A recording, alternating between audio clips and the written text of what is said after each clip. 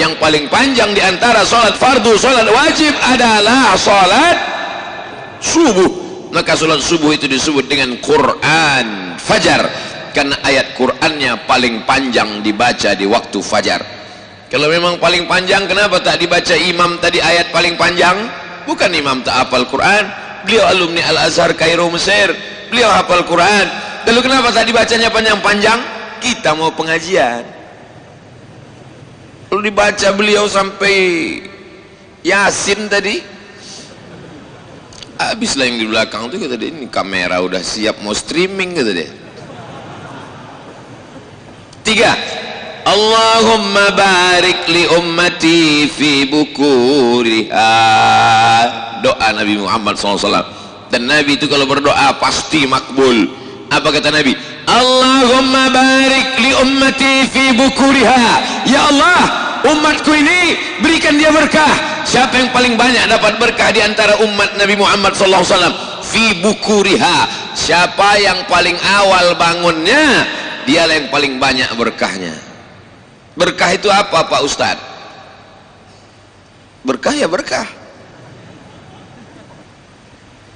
Kalau ada anak lahir, yang dimintakan dari anak itu berkah. Barakallahu laka fil mauhub. Semoga anakmu berkah. Kalau ada orang nikah, yang diminta itu berkah. Barakallahu lakuma wa baraka alaikuma wa jama'a bainakuma fi khair. Kalau ada orang makan, yang punya 3 juta, bisa dia menabung, anaknya bisa kuliah, istrinya bisa menabung beli peralatan untuk anak yatim fakir miskin, bantu orang tak mampu, dia pula bisa menabung sehingga usia tuanya barokah. 3 juta cuman gajinya, bisa dia menabung anaknya sekolah. Tetangga sebelah rumah gaji 30 juta, dapat di awal bulan masuk diskotik 3 kali geleng hilang.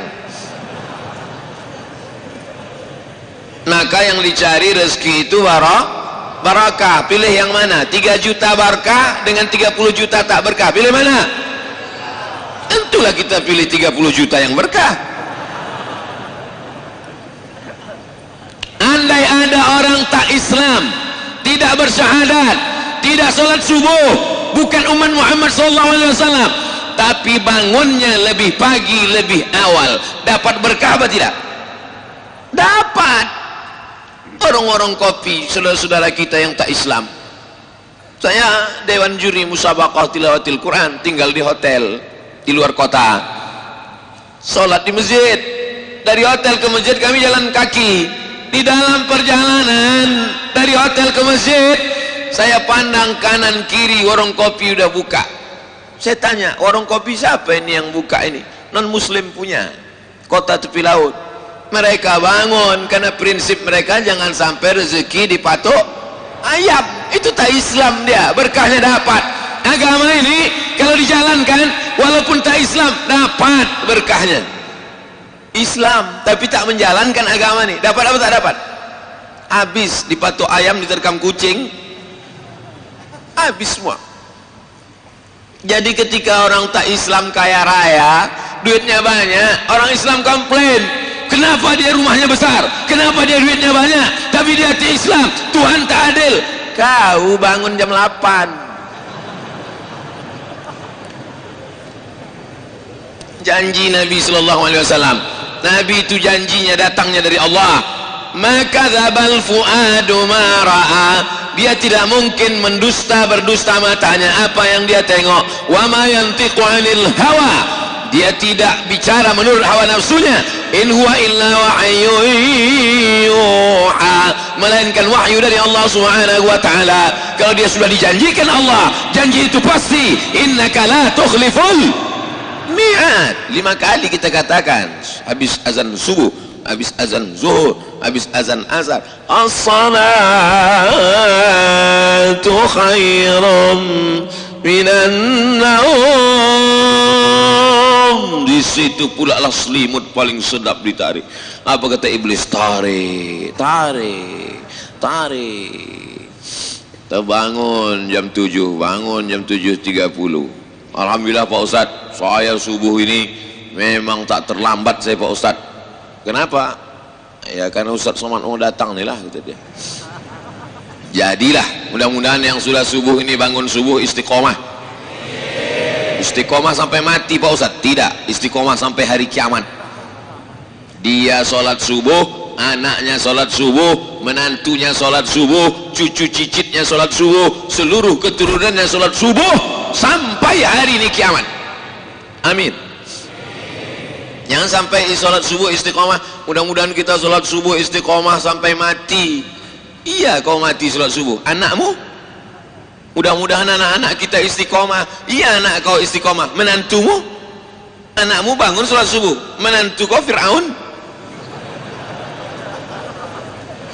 Makanya kita berniat, kita semuanya istiqomah, anak, cucu, cicit, menantu, handai tolan, sahabat, kerabat, semuanya sampai hari kiamat. Amin. Apa yang kita cari dalam hidup ini sebenarnya? Yang dicari dalam hidup ini adalah sesuatu yang belum pasti dalam pandangan kita. Apa rezeki yang kita peroleh? Rezeki itu sudah pasti apa belum? Saya tanya sekali lagi. Mungkin tadi terlalu kuat, terkejut dia. Rezeki itu sudah pasti apa belum? Rezeki sudah pasti. Inna rizqa la yatlubu, sesungguhnya rezekimu mencarimu, rezekimu mencarimu, kama yatlubu kal maut, sebagaimana mati mencarimu. Kalau ada orang ragu pada rezekinya, berarti ragu pada mati. Jadi kalau ada orang curhat ke tempat kita, Assalamualaikum Pak Haji. Waalaikumsalam. Aku ragu tentang rezekiku Pak Haji. Tenang aja, malaikat maut dari jalan. Seandainya ada seorang hamba lari dari rezekinya, maka rezekinya itu akan mengejar dia sebagaimana malaikat maut mengejar dia. Jangan takut, tapi jangan gara-gara ini lalu tak mencari rezeki. Jangan besok subuh dibangunkan sama bininya, dibangunkan sama orang tuanya, dibangunkan sama emaknya, bangun kau cari rezeki. Rezeki itu mencari kita sebagaimana kematian mencari kita. Mana tahu suami ibu-ibu, nah ini tak ada perempuan di Pontianak ini, di belakang.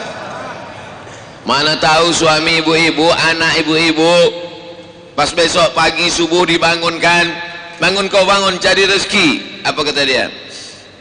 Rezeki itu mengejar kita mak, rezeki itu mencari kita. Jangan marah, diamkan aja. Nanti jadi siang jam-jam 12 dibukanya lemari, mana makanan gitu. Mana makanan? Tenang aja, lauk itu mencari kau nanti sampai sore. Kau tunggu aja lah, tunggulah. Saudaraku, kita ini bukan Jabariyah. Jabariyah itu berserah pada takdir. Kita ini ahlus sunnah. Ahlus sunnah itu apa? Ahlus sunnah itu ada namanya al-kasbu wal ikhtiar, ada usaha. Wa ma min dabbatin fil ardi, segala makhluk yang berjalan di atas muka bumi ini, segala makhluk yang melata di atas muka bumi, illa 'ala Allahi rizquha, maka Allah menjamin rezekinya. Saya dijamin Allah rezeki saya, bahwa saya ada dapat air minum pagi ini, betul? Tapi kalau tak diminta tak dapat.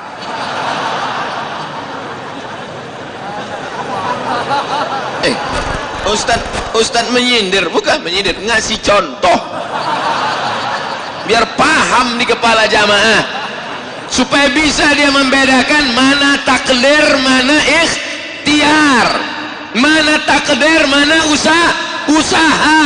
Ditetapkan Allah minum pagi itu takdir, tapi memintanya itu usaha. Udah dimintanya tak datang.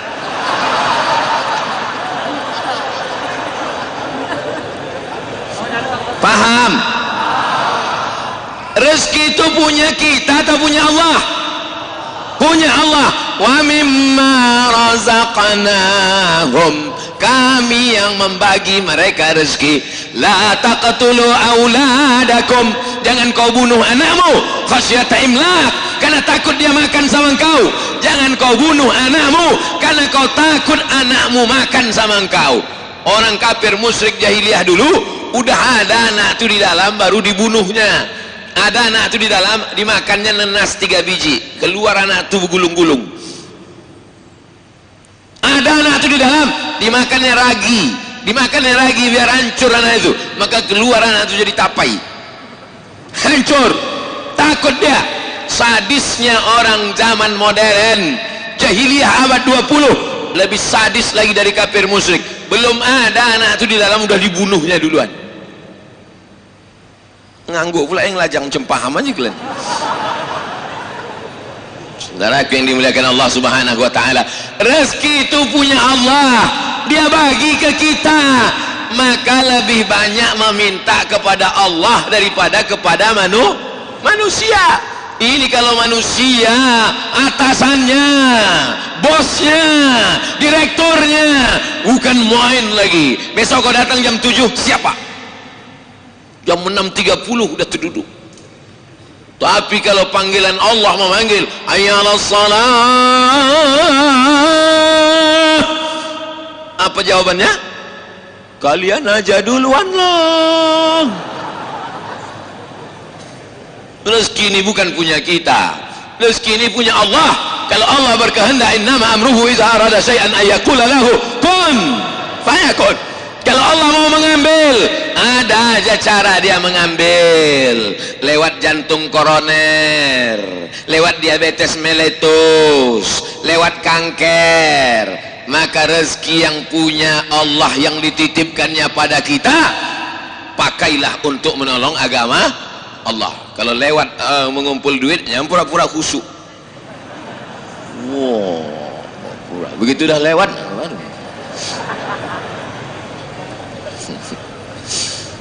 itu yang ngutip-ngutip itu resmi itu semua kan, Pak Ketua Masjid? Resmi kan? Legal itu semua kan? Takut saya ilegal. Masuk kan?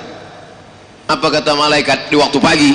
Mamin muslimin yusbihu, kalau ada orang Islam hidup di waktu pagi sampai nyawanya di waktu subuh, tak mati dia malam tadi, sampai azan subuh nyawanya ada, dikirim Allah 2 malaikat, tiap satu orang 2 malaikat, tiap satu orang 2 malaikat, tiap satu orang 2 malaikat. Apa kata malaikat? Allahumma ati munfiqan khalafa, orang yang bersedekah ini kasih dia ganti ya Allah. Tak usah diaminkan, karena doa malaikat pasti makbul. Jangan-jangan kita doakan malah tak makbul pula gara-gara kita. Ustadz, masa doa tak makbul gara-gara kita? Ada orang yang doanya tak makbul, sebabnya 4. Mat'amuhu haram, makanannya haram. Masrabuhu haram, minumannya haram. Malbasuhu haram, pakaiannya haram. Wa ghudhiya bil haram, dikasih makan haram. Duit riba, duit sogok, duit riswah, duit sipa, duit tunjang, duit sundul, duit sikut. Apa kata malaikat? Allahumma ati munfiqan khalafa, yang bersedekah ini kasihlah ganti. Takut mengaminkan. Lalu yang tak bersedekah, yang pura-pura tak dengar, yang pura-pura tak bawa dompet, yang pura-pura tak menengok, yang pura-pura tak nampak, Allah Maha Adil, Allah kirim juga malaikat. Apa kata malaikat itu berdoa? Allahumma ati mumsikan talafa, mumsikan orang yang menggenggam duitnya, orang yang menyimpan duitnya, orang yang pura-pura tak tahu, orang yang pura-pura tak dengar, padahal mikrofon sudah dites sekuat-kuatnya. Abdul Somad pun suaranya melambung tinggi, dia macam tak ada kejadian aja. Apa kata malaikat? Allahumma ati mumsikan talafa, orang yang pelit, orang yang bakhil, orang yang tak bersedekah, binasakanlah dia ya Allah. Gimana? Udah terasa? Ada? Agak-agak nyeri-nyeri sedikit? Ada? Ada berkunang-kunang? Ada? Nah, itu tanda-tanda tuh. Saya bukan nakut-nakuti, saya cerita aja. Percaya alhamdulillah, tak percaya tengoklah balik ke rumah nanti. Memang kadang tidak hari ini langsung, agak-agak seminggu lagi. Nanti pas pergi ke pasar tiba-tiba helm hilang aja. Pas lalu balik telanggar anak ayam orang, anak sakau, menantu mabuk, cucu error, menantu sundel bolong, anak tuyul. Tak ada barokahnya. Maka di antara menjemput keberkahan, menjolok keberkahan dengan sedekah. Astaghfirullah Rabbal baraya, astaghfirullah minal khataya, astaghfirullah Rabbal baraya, astaghfirullah minal khataya. Rabbi zidni ilman nafi'an wa wafiqni amalan salihan. Rabbi zidni ilman nafi'an wa wafiqni amalan salihah. Rabbi zidni ilman nafi'ah, tambahkan aku ilmu yang banyak. Pengajian rajin, tabligh akbar ikut, tapi setelah ilmu banyak apa? Wa wafiqni amalan salihah. Setelah kau berikan aku ilmu, maka condongkan hatiku, tundukkan hatiku amalan salihah untuk beramal saleh. Kesalahan Abdul Somad. Abdul Somad asal habis ceramah tabligh akbar selesai, asal ceramah habis tabligh akbar selesai, asal habis ceramah tabligh akbar selesai. Padahal jamaah mau beramal saleh. Sedekahlah, sedekahlah. Jamaah mau bersedekah. Pas mereka mau sedekah, Abdul Somad pulang, tak jadi dia ngasih sedekah. Oleh sebab itu maka perlu dirubah format ceramah ini. Setelah ceramah, maka dikumpulkanlah tim relawan untuk menjemput sedekah-sedekah itu. Tapi hebatnya di Pontianak, belum lagi pulang ke rumah udah dijemput di sini. Karena memang hati manusia ini berubah-ubah, berbolak-balik. Waktu mendengar pengajian, rasanya semua mau dikasihkan. Ambillah rumah tu Ustaz, ambillah mobil tu Ustaz, ambillah motor tu Pak Ustaz, ambillah tanah tu Pak Ustaz, karena memang semuanya belum lunas. Tapi begitu balik sampai ke rumah, ini rumah aku, ini mobil aku, ini motor aku, bangkitlah keakuan, ini milik aku, ini milik saya, ini punya saya, ini punya saya. Padahal semuanya hanyalah titipan Allah. Kita ini hanya sekedar mimpi. Hidup ini mimpi. Mimpi jadi orang kaya, mimpi jadi pejabat, mimpi jadi orang terkenal, mimpi jadi artis, mimpi jadi apapun. Setelah kau mati barulah kau sadar bahwa sesungguhnya hidup ini hanya mimpi. Hidup ini ilusi, hidup ini fiksi, hidup ini tidak nyata, hidup ini hanya khayalan semata, hidup ini fata morgana. Kapan kau melihat kenyataan? Ketika kau masuk ke liang lahat, terbujur di liang kubur, saat itu barulah kau sadar bahwa selama ini kau hanya tidur panjang. Setelah mati barulah kau melihat kenyataan. Rabbana absarna, mata kami sudah menengok azab, wa sami'na, telinga kami sudah mendengar azab. Azab apa? Azab kubur. Azab apa? Azab neraka. Mata kami sudah menengok azab, telinga kami sudah mendengar azab. Farji'na na'mal salihah, balikkan lagi kami ke dunia, kami mau beramal saleh. Inna muqinun, kami yakin seyakin-yakinnya. Ada gunanya penyesalan di alam kubur? Tak ada. Tak ada gunanya penyesalan.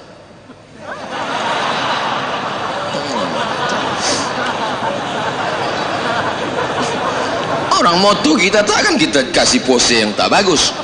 Saya trauma banyak foto-foto yang tak bagus itu di model-model orang. Kadang kameramen nih pas kita sedang udah ambil bagus macam tadi kan, cuman tak berani saya main jari-jari nih. Ini musim-musim pilkada, bahaya. Ada orang rajin ke masjid karena pemilihan, ada orang rajin ke masjid karena ada kesempatan. Tapi subuh ini yang datang ini semuanya datang lillahi. Tak Tak ada orang datang subuh ini karena kepentingan politik, karena kepentingan bisnis. Tak ada. Anak-anak muda ini apalah kepentingan mereka? Mau politik belum daftar ke KPU, mau bisnis baru aja dipecat. Tak ada kepentingan mereka. Mereka ikhlas karena Allah Subhanahu wa ta'ala. Di dalam keikhlasan itulah datang pertolongan Allah Subhanahu wa ta'ala. Mudah-mudahan setelah kajian subuh ini yang masih bolak-balik hatinya, tobat apa tidak? Tobat apa tidak? Tobat apa tidak? Tobat apa tidak? Tobat insyaallah. Yang muda-muda yang masih pacaran-pacaran, mudah-mudahan balik dari sini putus. Putus kalian. Lebih 40 mengaminkan putus ini. Balik dari sini ya Allah. Putus hari ini, besok dipinangnya dengan bismillah. Sama yang mendoakan dengan yang ketakutan. Apa lagi yang kau lakukan dengan perbuatan maksiat ini? Memangnya bisa ditunda kematian itu? Idza jaa ajaluhum, kalau ajal sudah sampai, la yastakhiruna sa'atan wa la yastaqdimun. Tidak bisa ditunda sesaat, tidak pula bisa dipercepat. Kematian tidak bisa direquest, kematian tidak bisa diisi ulang. Kau pikir ini air galon? Kalau sudah mati kata Allah mati. Kalau tak mati kata Allah tak mati. Berapa banyak orang yang divonis dokter mati, bapak mati, pak, tak mati. Umur emak sudah berapa, mak? 75 tahun. Selama umur 75 tahun ini apa pengalaman-pengalaman yang paling berkesan? Saya pernah divonis kanker otak. Katanya otak ini dibelah, habis itu diambil, dicuci, dibersihkan. Kalau tak mau, maka nanti akan buta, pekak, lumpuh, terus jadi operasi.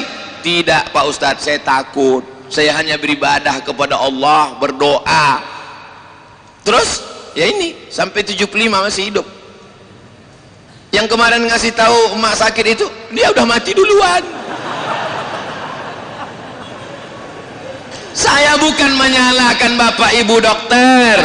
Nabi pun dulu kalau ada orang di Makkah, Madinah sakit, disuruhnya berobat ke dokter. Namanya Haris bin Kaldah. Dia lulusan fakultas kedokteran Jandi Sabur dari Persia.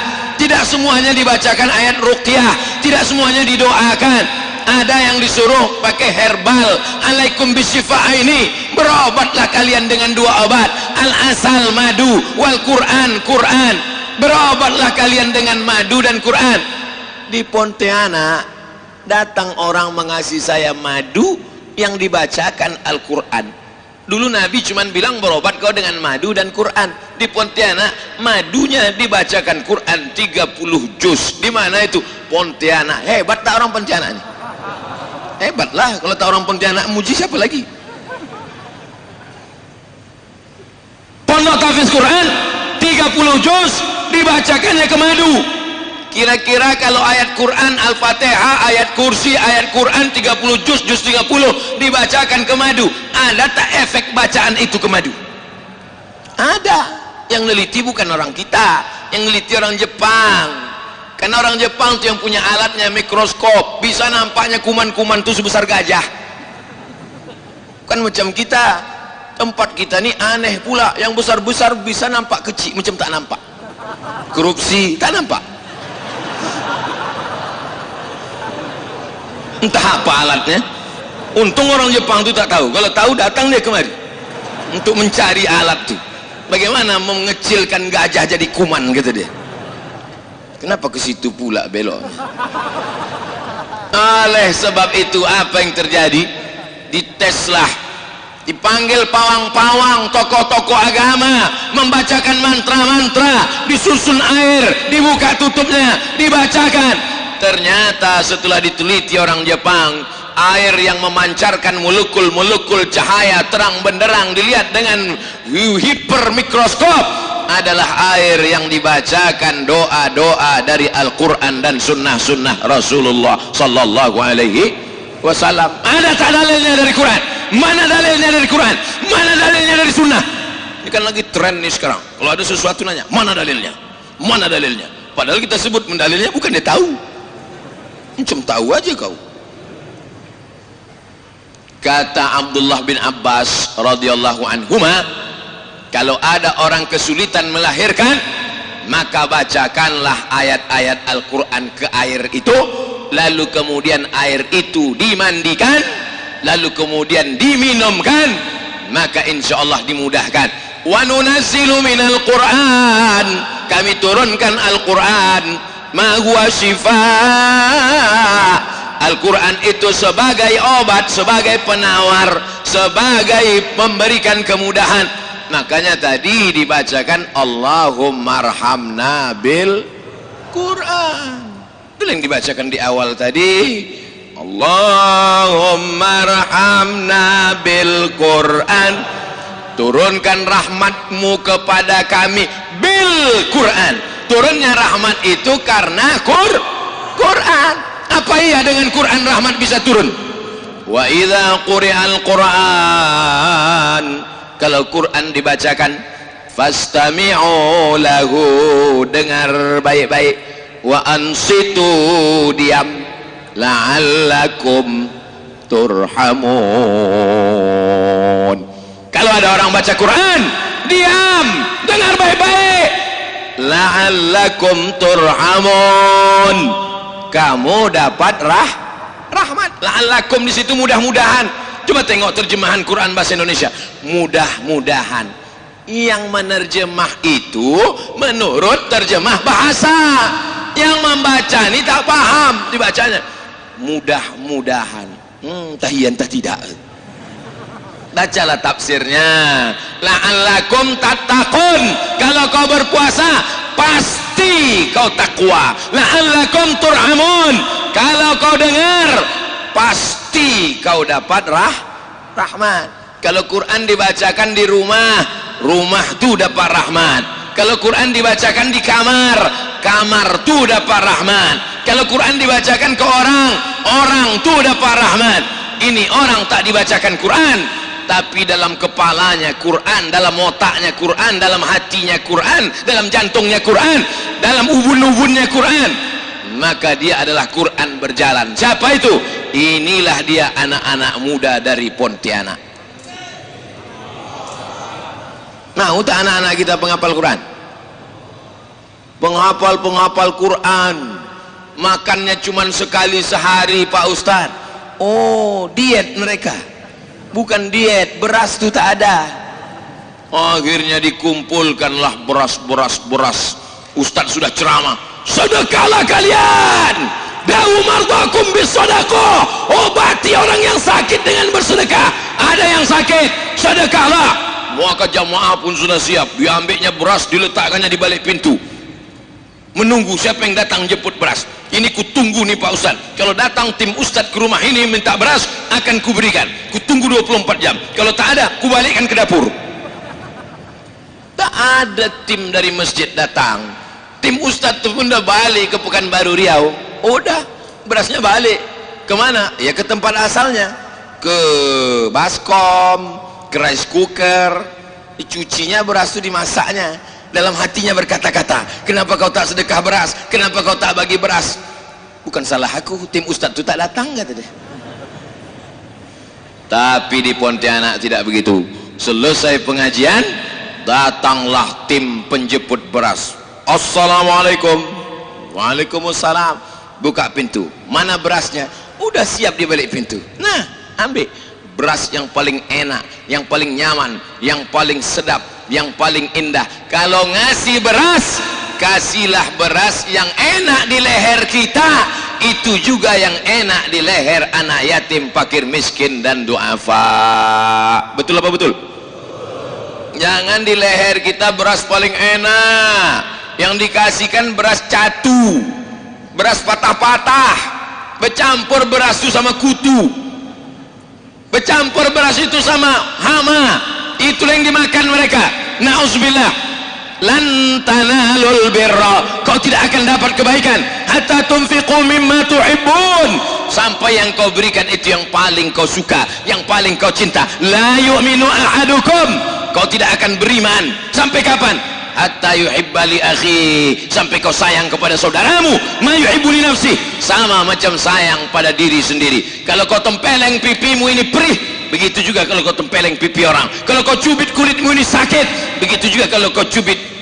Kalau kau rasakan tak makan itu sakit, melilit usus, keroncongan, lapar, begitu jugalah fakir miskin, anak yatim, janda-janda tua dan duafa. Siapa yang bisa menyelamatkan ini? Ustaz Somad di atas mimbar bersuara menggelegar, selesai. Siapa yang menjemput ke rumah-rumah?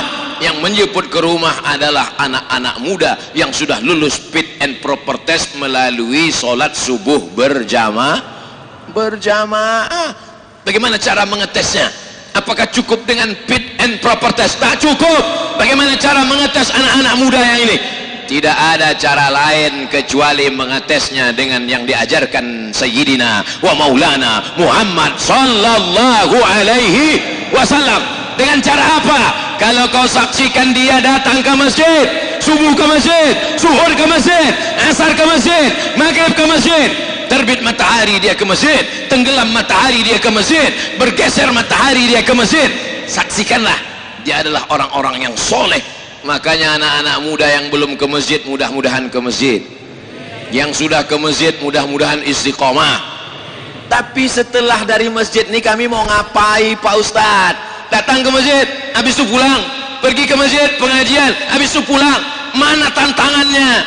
Tak ada adventure-nya, tak ada challenge-nya. Kami ini anak muda, hawa nafsu bergelora, jantung berdegup keras, darah bergelora, mendidih Pak Ustadz. Apa tantangannya? Anak-anak muda mesti dikasih tantangan. Sebulan kau bisa mengumpulkan beras berapa? Sebulan kau bisa data berapa di Pontianak ini anak yatim fakir miskin? Akhirnya ini dijalankan di Pontianak. Anak-anak muda berkumpul salat subuh berjamaah 3 bulan, 5 bulan, 6 bulan. Setelah itu diajak dia berkeliling. Bersebaranlah program-program paskas pasukan amal soleh ini sampai ke Yogyakarta, sampai ke Palu, sampai ke Bandung, Pulau Jawa, Pulau Sumatera, Pulau Kalimantan, Pulau Sulawesi. Dari mana asal muasalnya? Asal program mengumpulkan beras ini dari Pontianak. Bangga tak jadi orang Pontianak? Yogyakarta saya tanya, berapa kalian mengumpulkan beras? 30 ton sebulan. Dari mana ide ini datang? Dari Pontianak, Masjid Munzalan Mubarakan menebarkan relawan-relawan pakai jaket warna biru, tulis di dada tulisan putih, paskas pasukan amal soleh, bukan pasukan amal soman. Di Bandung mengumpulkan beras. Saya sampaikan, paskas di Bandung mengumpulkan beras 90 ton. Rupanya salah Pak Ustadz, bukan 90. Berapanya? Tadi malam info terupdate, terbaru, di upgrade. Rupanya paskas Bandung itu sudah mengumpulkan beras 100 ton. Takbir. Orang anak muda yang besar lahir dididik di Pontianak bisa bermanfaat sampai ke Palu. Tahu Palu? Bukan martil. Palu digoncang gempa, hancur. Saya di Palu lah menengok batang kelapa pindah bergeser sampai hampir sekilo. Saya tengok semua yang menengok 4 batang kelapa itu macam menengok anak kucing semua. Muncul masalah baru. Kenapa? Karena likuifaksi namanya. Berjalan tanah itu, berjalan hancur, tapi batang kelapa 4 ini tak tumbang. Setelah selesai muncul masalah baru. Siapa yang punya pokok kelapa nih sekarang? Karena udah berpindah. Apa yang terjadi? Datang pasukan amal soleh berkumpul di sana, mengumpulkan beras.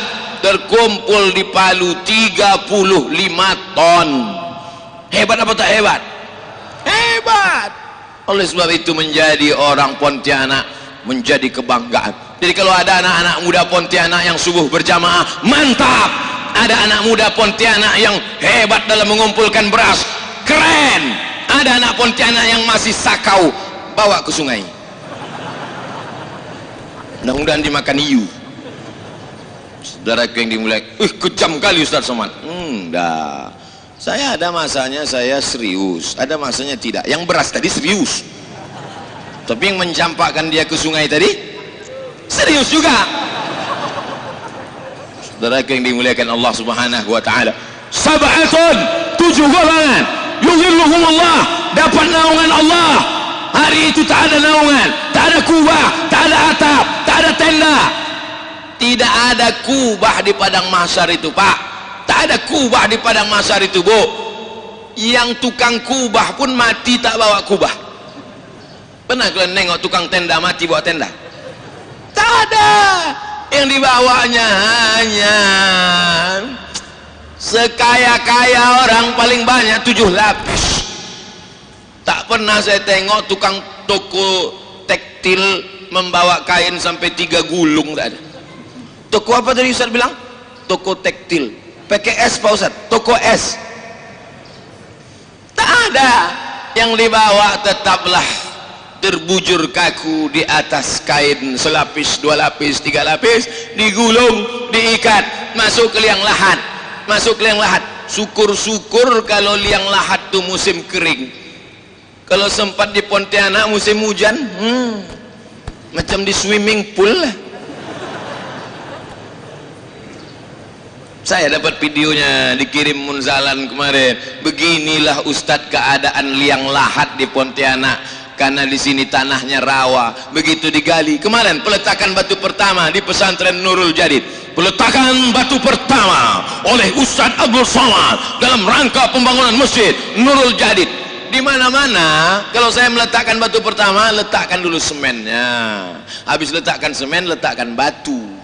Udah banyak lah yang saya letakkan ini, tak ingat saya saking banyaknya. Tapi semalam lain, saya tengok ke tempat peletakan itu, petak berair. Terus saya tanya, "Cemana pakai?" "Cemplungkan aja situ Pak Ustaz." Kami ambillah batu, plung ke dalam. Ambil tu, plung. Dalam hati saya, mak, kalau sempat mati aku di Pontianak ini begini juga lah, cemplung ke dalam.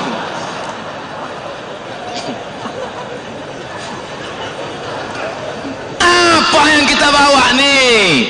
Tak ada. Ma'akalta yang kau makan, fa'aflaita busuk, wa malabista yang kau pakai, fa'ablaita lapo, wa mata sadaqta yang kau sedekahkan. Itu yanglah kau bawa hari esok. Yang kau makan busuk, yang kau pakai lapo, yang kau sedekahkan, itulah yang kau bawa di hari esok. Yang tadi memasukkan duit ke plastik-plastik, ke kantong-kantong warna hijau tadi, yang tadi memasukkan duit 50.000, 100.000, di kantongmu ada 1 juta, yang kau masukkan 100.000, yang kau bawa pulang 900. Bawalah 900 itu, bawalah, Pak. Bawa, nanti kau mati tinggal juga. Betul? Terserah, mau percaya alhamdulillah, tak percaya nanti kau mati baru kau katakan, "Betul Pak Ustaz, tinggal juga duitku tuh Pak Ustaz, diambil biniku, nikah dia sama berondong." Rasakan. Dulu udah aku sampaikan di Masjid Mujahidin, kau tak percaya, sekarang baru percaya. Ustaz ini ceramahnya menakutkan, teror. Enggak, saya ingin menyelamatkan umat ini. Salah saya? Tidak, 3 orang aja bilang tak salah, yang lain salah. Anak muda mesti dikumpulkan di anak muda berkumpul di warung kopi, musibah. Anak muda berkumpul di karaoke, musibah. Anak muda berkumpul di warnet, musibah. Ngapain kau kumpul di warnet? Ini Pak Ustadz ada beban dari sekolah, kan kami sekarang online semua. Dulu lah kau situ apa-apa. Tapi sebatas tugas saja nak. Lebih dari situ nanti rusak otakmu nak. Berapa banyak anak muda tak peduli sholat, tak peduli orang tua, tak peduli ulama, tak peduli zikir, tak peduli masjid. Habis apa? Game online pagi, petang, siang dan malam. Habis paket berhenti, pergi ke dapur, bawa perang panjang. "Ma, duit, nah duit. Ilaha illallah Muhammad Rasulullah. Ustaz Somad, tolong ke rumah saya Pak Ustaz. Ada apa Pak Haji? Tolonglah kalau bisa Pak Ustaz, ada waktu datang ke rumah saya. Ada apa Pak Haji? Rukyah Pak Ustaz. Aku tak pandai merukyah. Tolonglah Pak Ustaz ngambil barokah Pak Ustaz. Yang mau dirukyah ini siapa? Anak saya Pak Ustaz. Apa sakit dia? kena game online. Aku seumur-umur belum ada mengambil doa untuk menjauhkan game online, Pak Haji. Kalau doa ruqyah setan ada. Bismillahirrahmanirrahim. La yadhurru ma'asmihi syai'un fil ardi wala fis sama' wa huwas sami'ul 'alim. U'izuka bi kalimatillahi tammati min kulli syaitanin wa min kulli syaitanin wa hammatin wa min kulli 'ainin lamah. Tapi untuk game online ini belum dapat ku lagi, Pak Haji. Allahumma inna na'udzubika min game online. Yang membelikan HP-nya siapa, Pak Haji? Aku, Pak Ustad. Yang membelikan paketnya siapa, Pak Haji? Aku, Pak Ustad. Yang membiarkan dia kunci kamar main pagi, petang, siang, malam, sampai tak peduli sembahyang, sampai tak mandi-mandi, siapa itu, Pak Haji? Aku, Pak Ustad. Sekarang anak tuh kena setan, siapa yang salah, Pak Haji? Pak Ustad. Aku pula salah, kata dia. Untung saya tak dirasuki setan. Kalau dirasuki setan, kuantukkan kepala bapak itu ke tiang. Kita lah yang salah. Kalau ada yang mengatakan kenakalan remaja, kalau ada yang mengatakan kenakalan anak muda, yang betul adalah kenakalan ayah-ayah, kenakalan emak-emak. Betul apa salah? Semua anak muda mengaku betul. Yang orang tua pas kutanya tadi, kenakalan orang tua, tak setuju. Dia mau bilang tak setuju, takut anak muda banyak. Tapi di Pontianak itu tak ada. Pontianak ini anak mudanya ke masjid, habis selesai dari masjid baru dia main game online. Masjid secantik ini, masjid semegah ini, masjid seperkasa ini, dari luar kami berjalan, setiap lewat di depan ini pasti melihat masjid cantik, memukau, luar biasa, kuahnya terhampar luas, lampunya cantik, salahnya tak hidup. Memang tak perlu karena udah terang, mubazir. Jangan sampai masjid yang beramai ini, yang megah ini, yang cantik ini, jamaahnya lebih banyak tiang daripada orang. 1, 2, 3, 4, 5, 6, 7, 8, 9, 10 tiang. Tiba-tiba jamaah cuman muazin, Bilal, imam, makmum 3 orang. Itu pun yang satu itu duduk.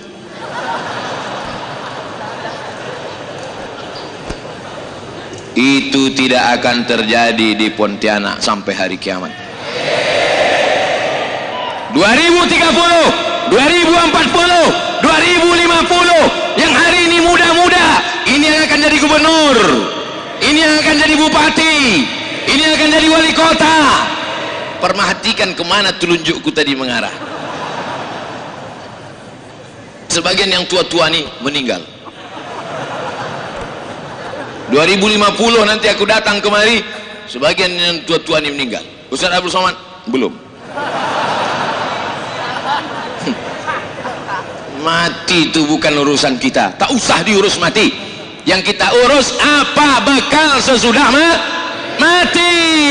Yarji Usnani, yang 2 ini balik ke rumah. Binimu cantik, memukau, kalau berjalan dia di pinggir jalan, habis angkot-angkot itu menabrak tiang listrik, saking cantiknya. Kau mendapatkannya bukan main. Lautan kan ku seberangi, bukit kan ku daki, masjid ku lewati. Ketika kau mati, datang malaikat maut, kau sakratul maut, mati engkau. Mau dia ikut ke dalam liang lahat agak semalam? Bu, mau ibu ikut dia agak semalam, Bu? Tidak, gitu. Menangislah dia di tepi kubur. Pas mau dimakamkan, dibacakan doa, menangis dia di tepi kubur. Abang, kenapa kau cepat begitu cepat pergi, Bang? Gitu. Ustad-ustad, Habib-habib saya tengok mereka tahan itu kalau ada orang nangis di tepi kubur, disuruhnya panggil, tahan, bawa ke sana, bawa. Kalau saya enggak. Kalau saya pas ceramah di tepi kubur ada orang gitu, saya suruh masuk, biarkan dia masuk.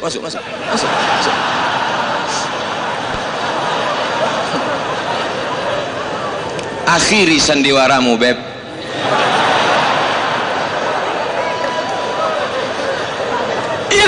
Uslani, yang dua ini balik ke rumah, anak balik ke rumah, menantu paling cepat balik ke rumah, cucu-cucu balik ke rumah.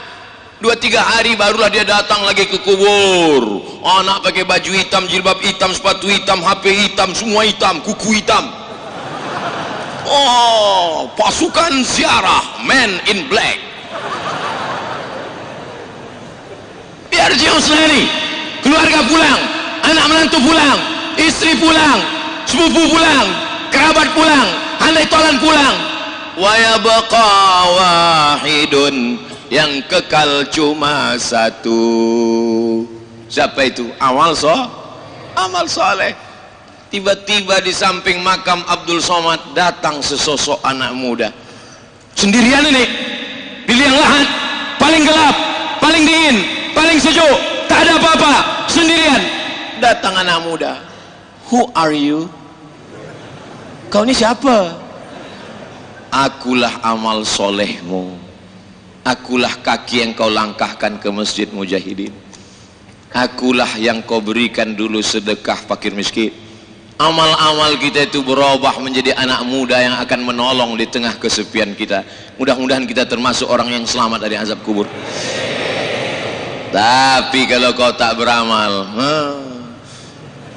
kalau di waktu malammu kau masih terjaga, buka mata, masih nampak jam dinding, bangunlah, ambil wudu, sholat sunat wudu, sholat sunat taubat, sholat sunat tahajud, sholat sunat hajat, sholat sunat witir, baca yasin, istighfar. Kalau nanti malam kau tidur, tiba-tiba matamu terbuka, kau tengok TV masih hidup, niatmu menonton TV, rupanya TV yang menonton kau. Matikan TV, pergilah ke kamar mandi, berwuduklah. Kalau nanti malam kau masih bisa tidur, tiba-tiba kau terbangun karena suara handphone, matikan handphonemu, pergi ke kamar mandi, berwuduklah. Ada saatnya nanti ketika kau bangun, gelap, handphone tak ada, TV tak ada, jam tak ada, yang terdengar hanya suara marabbuka. Ada masanya nanti. Saat itulah kau ingat Abdul Somad. Tapi saat itu aku tak mengingatmu lagi. Siapapun tak bisa menolong. Yang bisa menolong hanya amal soleh, tak ada yang lain. Illalladzina amanu wa amilus solihat.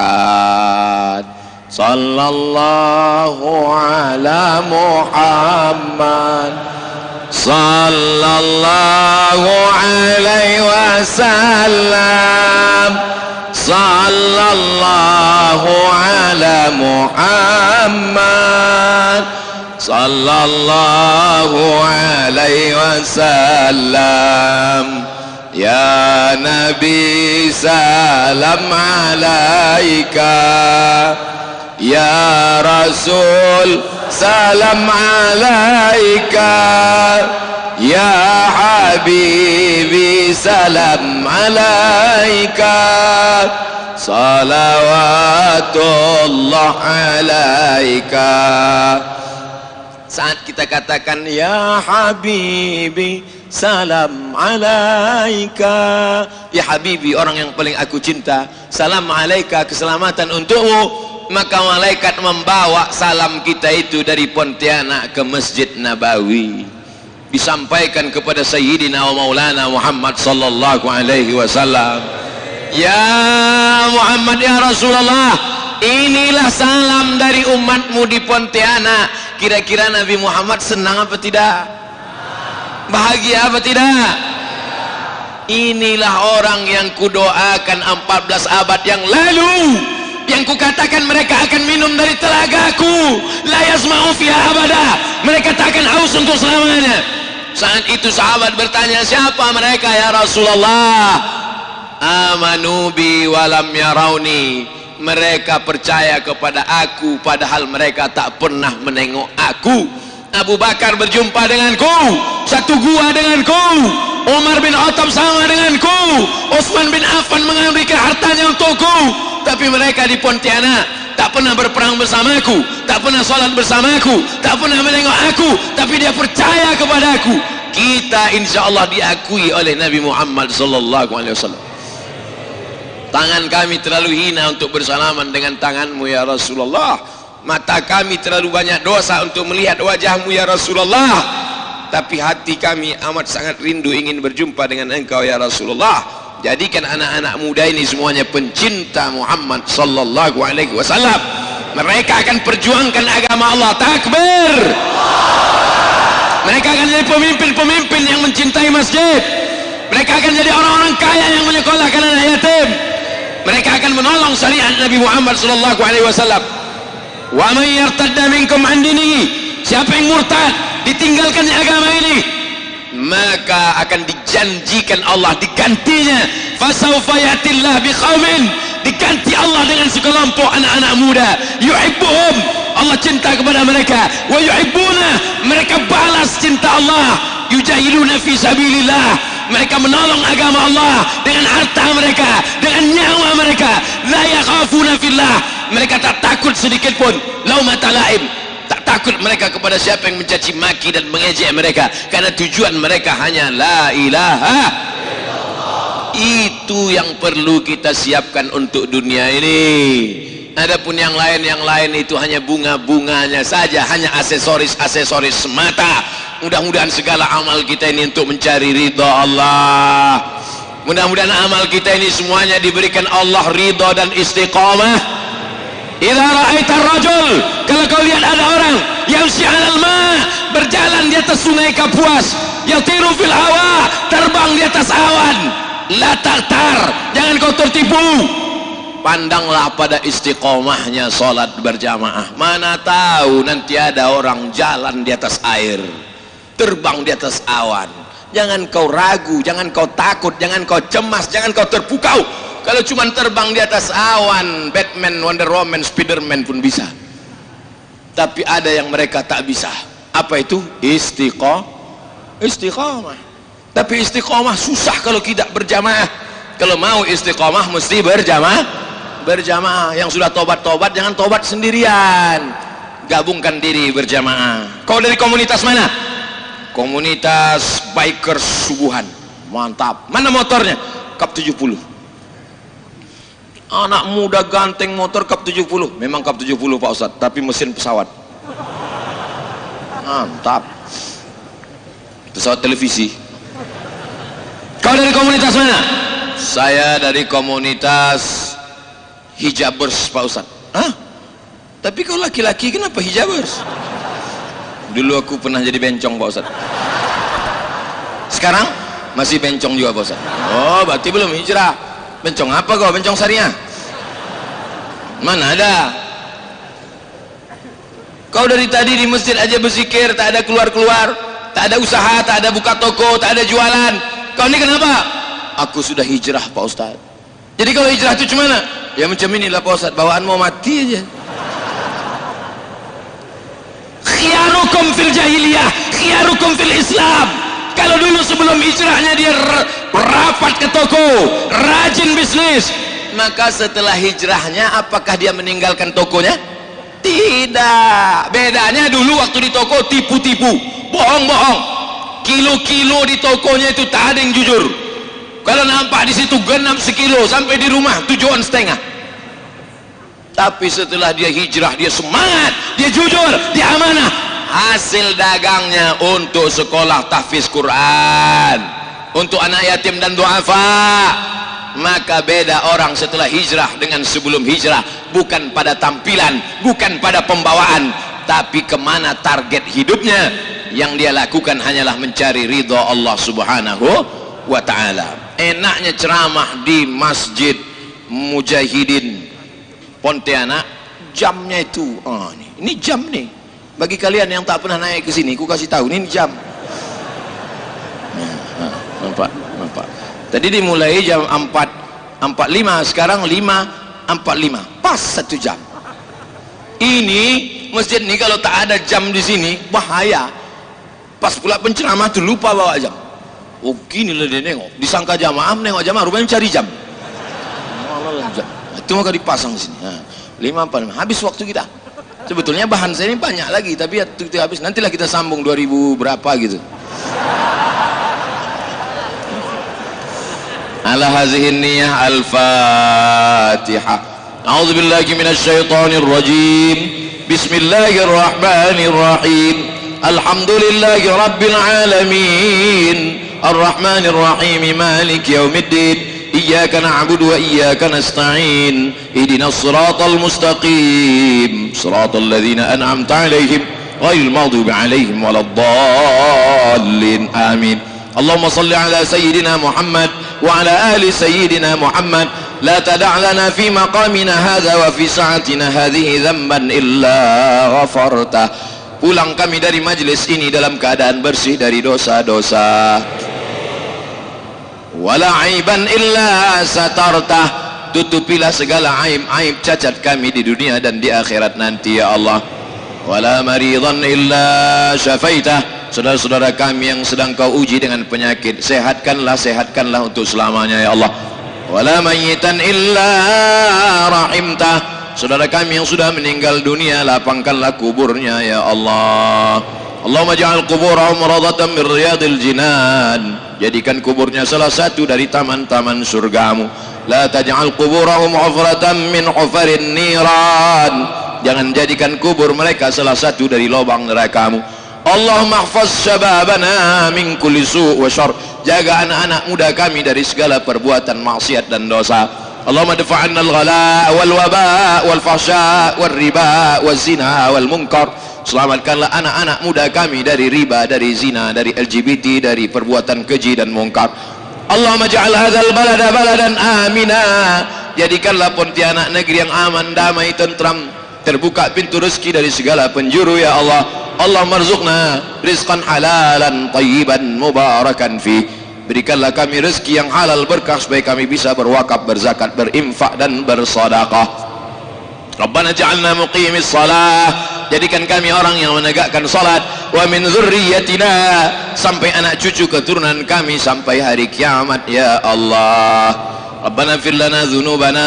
Ampunkan dosa kami. Wali walidina, kedua orang tua kami. Wali masyayikhina, tuan-tuan guru kami. Wali a'immatina salihin, pemimpin-pemimpin kami yang saleh. Wali man hadarana, semua yang hadir di majlis ini.